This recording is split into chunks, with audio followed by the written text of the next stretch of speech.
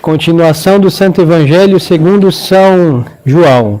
Naquele tempo, os príncipes dos sacerdotes deliberaram matar também Lázaro, porque muitos por causa dele separavam-se dos judeus e criam em Jesus. E no dia seguinte, uma grande multidão de povo que tinha ido à festa, ouvindo dizer que Jesus ia a Jerusalém, tomaram ramos de palmas e saíram ao seu encontro e clamavam: Hosana, bendito o Rei de Israel que vem em nome do Senhor.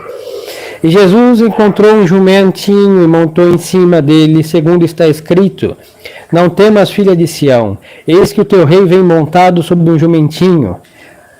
A princípio, os seus discípulos não compreenderam estas coisas, mas quando Jesus foi glorificado, então lembraram-se de que estas coisas tinham sido escritas dele e que eles mesmos tinham contribuído para o seu cumprimento.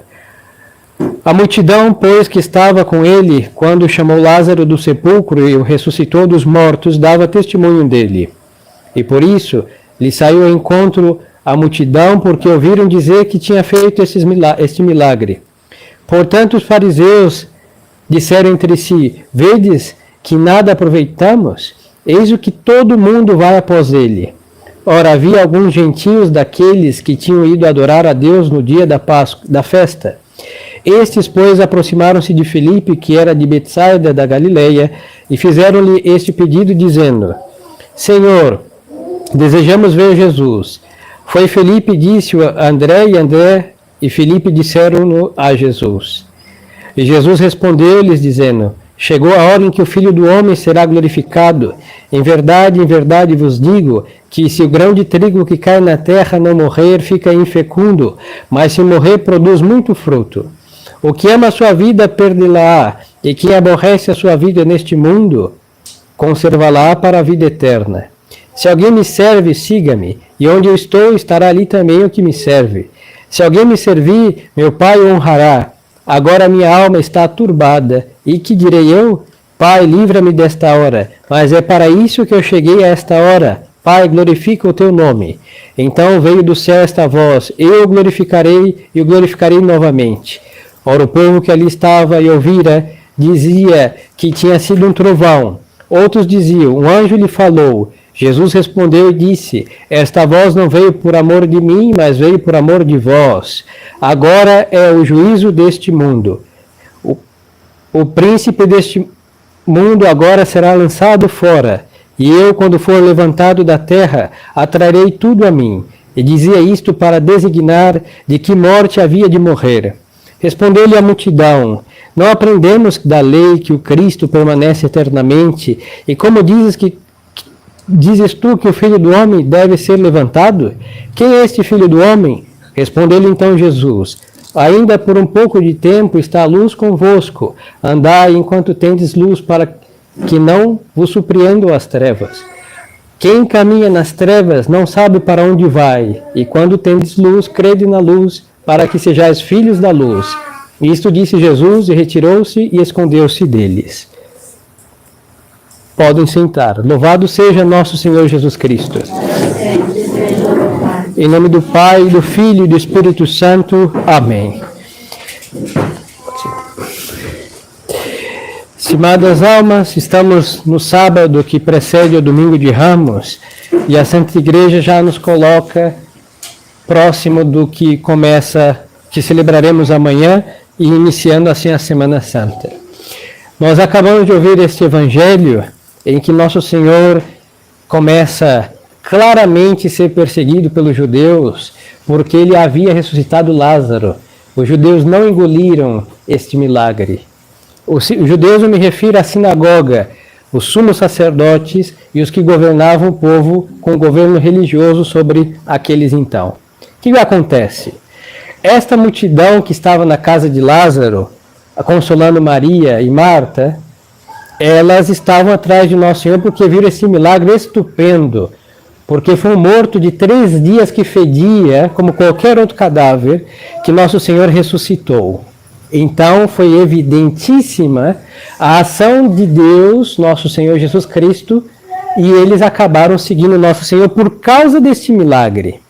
Mas vai acontecer uma coisa: os judeus estavam decididos, por causa deste milagre, a sinagoga, de matar Nosso Senhor. Mas, como São Lázaro era a prova, São Lázaro de Betânia era a prova da ressurreição de Nosso Senhor, eles também decidiram matar São Lázaro. E eles vão fazer as duas coisas. Uma vão tentar e conseguir, é só olhar o crucifixo, porque esse pecado é do povo hebreu. Quem matou não foram os romanos que mataram Nosso Senhor. Os judeus entregaram Nosso Senhor aos romanos porque os romanos tinham tirado dos judeus o poder de sentenciar à morte qualquer um, segundo a lei deles. Mas quem entregou Nosso Senhor foi este povo, então esse pecado é deles também. E nosso, porque ele morreu por nossos pecados também. Mas, ainda 2000 anos atrás, quem entregou foram estes. Agora, São Lázaro, depois da ascensão de Nosso Senhor, os judeus vão colocar São Lázaro de Betânia num barco. E dentro deste barco estará Santa Marta, Santa Maria Madalena, que são irmãs de São Lázaro, estará Santa Sara Cali, que já falamos dela, estará também São Maximino, que é o menininho que Nosso Senhor disse para que as crianças não, quando chama uma criança e diz que o reino dos céus, quem quisesse ter o reino dos céus tinha que ser igual aquele menino, pois aquele menino também vai dentro desse barco. E junto deste barco, eles que esperavam em Deus vão levar também as relíquias de Santa Ana, avó de Nosso Senhor, dentro desse barco. E o que vai acontecer? Esse barco está cheio de gente, e aí então Santa Sara vai pôr o seu véu e vai do lado, milagrosamente acompanhando esse barco, porque está Maria de Salomé e Maria, mãe de Tiago, também dentro desse barco.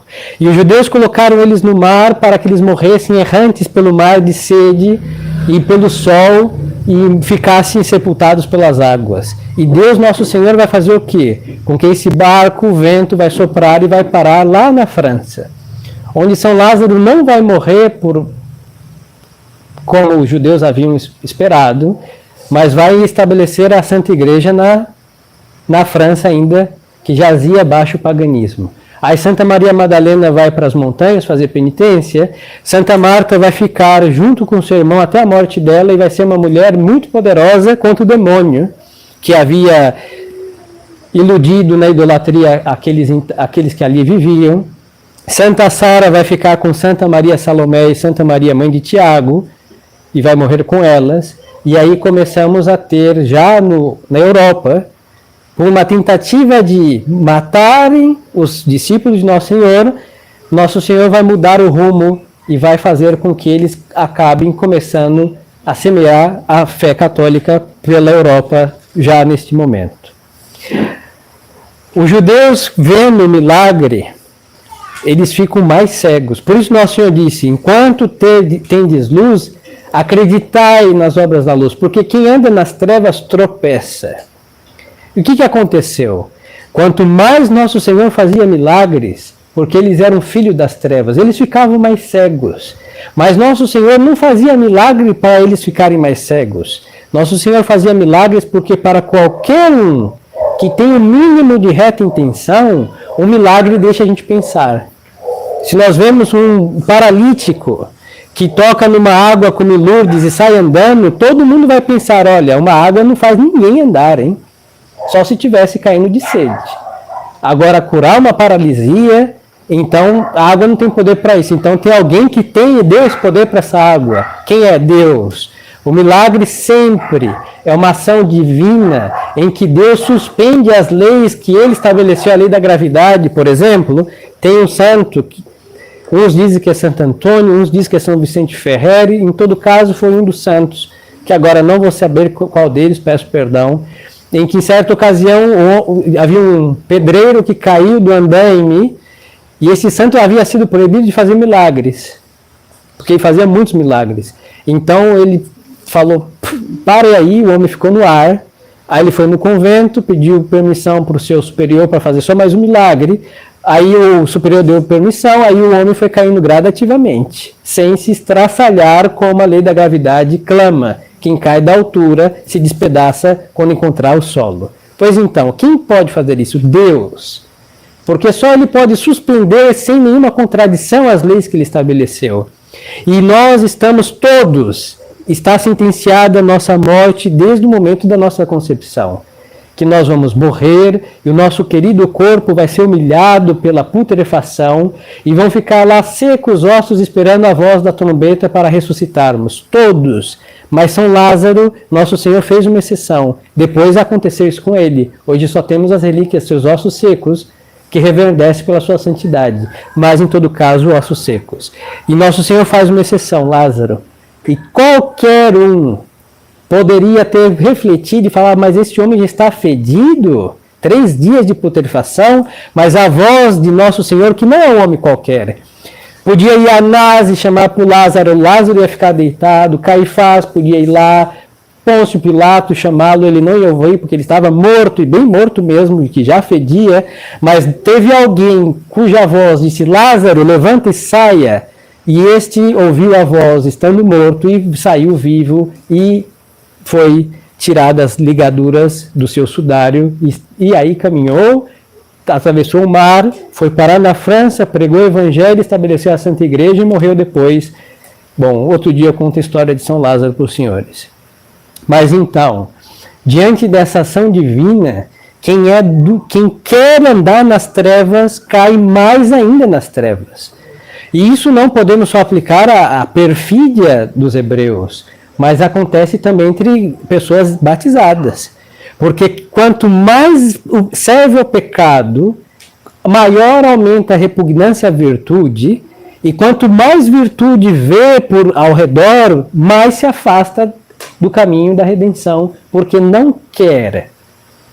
Aí nós vemos a importância de nossa conversão, porque a ação divina repousa sobre todos. Ninguém vai para o inferno porque faltou auxílios de Deus. Ninguém.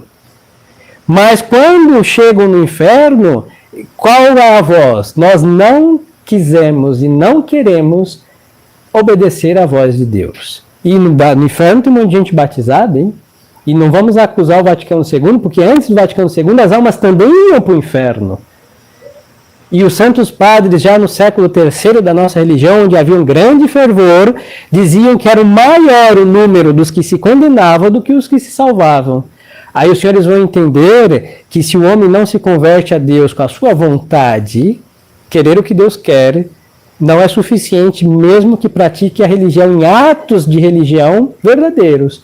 Porque não basta praticar atos verdadeiros, nós devemos ter uma vontade que ame a verdade, que é a bondade por essência, e conformar a nossa vontade com a vontade de Deus. Por isso os judeus se perderam. Por isso, quanto mais ação divina eles viam, mais cegos eles ficavam. Porque eles haviam idealizado um Cristo político, um Cristo que ia fazer todos os povos adorarem os judeus como um povo eleito, e ia dar todas as riquezas do mundo para eles, e eles iam governar a todos, e nós, todos oriundos do paganismo, iam ser escravos dele. E ao ver que, olha, aonde o rei de Israel vem, em cima de um jumento, podia ser um cavalo, né, por favor.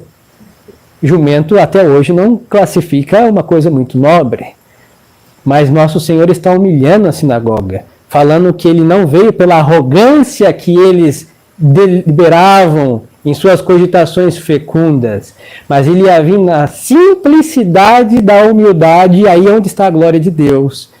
Não vem num cavalo branco, hein? E vem em cima de um jumento.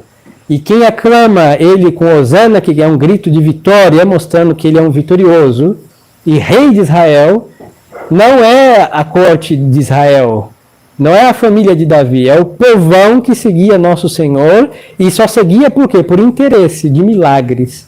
Aí tinha os interesseiros atrás de milagres, aí os poucos que acreditaram em nosso Senhor são os que perseveraram até o fim com o martírio e as perseguições, que eram pouquíssimos, e a maior parte que eram aqueles que odiavam nosso Senhor, inclusive pelas boas e perfeitíssimas obras que ele fez em prol daquelas almas que estavam jaziam nas trevas da enfermidade, da morte e tudo mais. Então, queridas almas, repito, nós temos que converter a nossa vontade a Deus.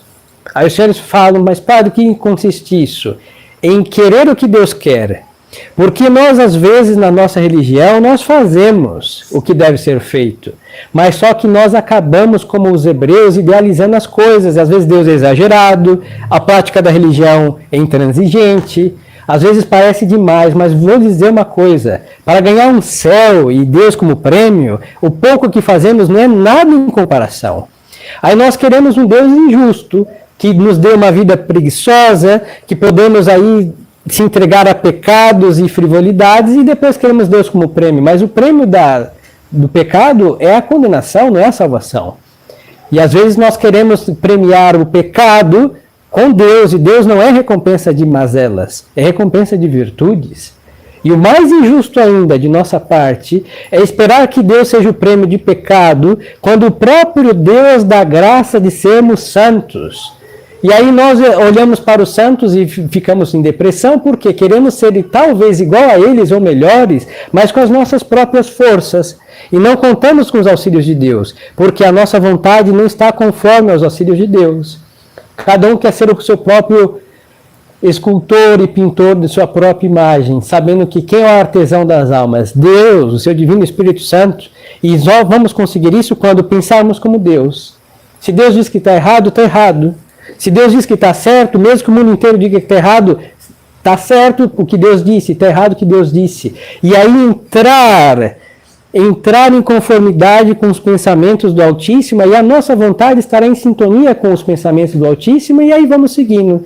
Aí não haverá lugar para o respeito humano, para o politicamente correto, para dar peso a todos os rótulos que colocam, santarrão, barata de sacristia, beata e todos esses nomes pejorativos que muitos que querem praticar a virtude levam, e tampouco dará a falsa anestesia às consciências de achar que fazemos muito, só porque não vamos à missa nova, não somos modernistas, mas muitas vezes nós estamos tratando a tradição com o mesmo espírito maligno. Só muda que estamos assistindo uma missa verdadeira, mas com espírito falso, porque a nossa alma não se converteu às exigências próprias desta prática da religião, que não é só colocar um véu, não é só ter um barrete, nem ficar de costas para os senhores, é dar costas para o mundo, é ter realmente o juízo de Deus para repeti-los, para que os senhores temam, a começar por quem vos ensina, e assim praticar com as coisas da nossa fé, com o espírito próprio da nossa fé. Caso contrário, Deus pode ressuscitar morto qualquer, e nós vamos dizer, não, isso é questão científica. Daqui a talvez 100 anos vou explicar isso, porque vamos atribuir toda a proeza, todo prodígio, todo milagre às forças do homem, talvez inexplicáveis para a suposta ciência, e Deus estará lá no céu, divorciado do que ele colocou na terra, e isso é um absurdo. E aí é absurdo imaginar um Deus ocioso que fica no céu e a terra é nossa e nós cuidamos da terra, muito mal por sinal, e também divorciar Deus das nossas almas. Deus é Deus do céu e a minha alma é minha, a minha vida é minha, eu faço as minhas leis, vou praticar a religião como eu quero, e Deus tem que aceitar uma coisa dessa. Isso é absurdo, é um liberalismo piedoso que nos levará para a condenação eterna. Então, queridas almas, diante da luz da verdade divina, nós devemos dissipar as trevas que estão no nosso interior. Por isso, os santos se cobrem. Nosso Senhor quer que olhemos para nosso interior, porque o nosso interior até agora está coberto, e não é com véu, é com paredes blindadas, a graça de Deus. E quem pode derrubá-la? Somente nós. Porque se nós fechamos a porta da nossa alma por dentro, Deus não arromba a porta de alma de ninguém.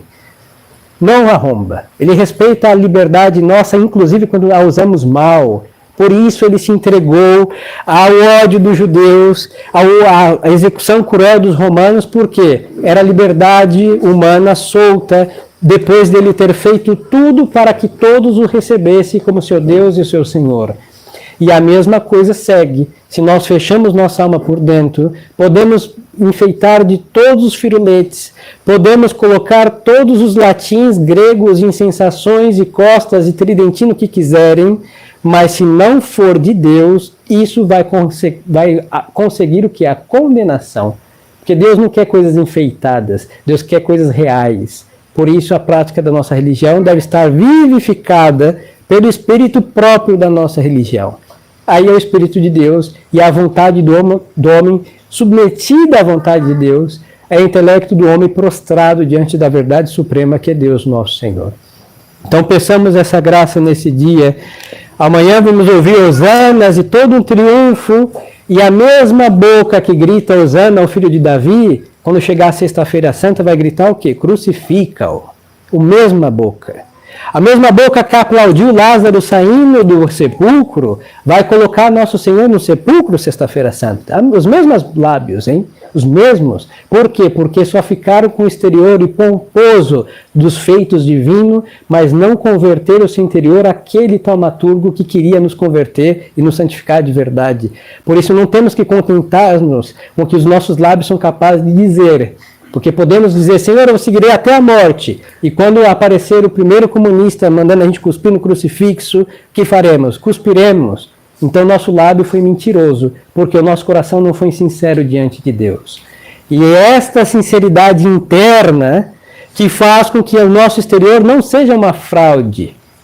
E que faz o quê? Que com a graça de Deus nós não temamos nada. Por isso um católico não vai para refúgio nenhum, debaixo de mato nenhum, porque o anticristo vai chegar e ele só vai poder levar aqueles que são deles pela falsidade, pela mediocridade, pela hipocrisia, pelo pecado, etc. Agora aqueles que são de Deus, como já aconteceu, Nero passava e matavam aqueles que não apostatavam, são os nossos mártires. Porque aqueles que têm esse interior com o nosso Senhor não temem a morte desse corpo. Sabemos que Ele vai dar a vida eterna, mas nosso Senhor nos manda ser fiel até a morte inclusive. Mas para isso temos que ser agora, que não sofremos grandes perseguições, sinceros, praticando o catolicismo segundo a vontade de Deus e não medir as exigências de Deus com o nosso critério medíocre, parco e sempre miserável. Então pensamos a Nossa Senhora, que é mãe e auxílio dos cristãos, que nos conceda esta conversão do nosso interior, para que o hosana de domingo não acabe em crucifica-o numa sexta-feira. Somente Nossa Senhora pode intervir no nosso interior para que a nossa boca grite o que o nosso coração realmente acaba sentindo, que é um hosana, porque aquele que morre na sexta, ele é vitorioso para sempre. Louvado seja nosso Senhor Jesus Cristo. Em nome do Pai, e do Filho, e do Espírito Santo. Amém.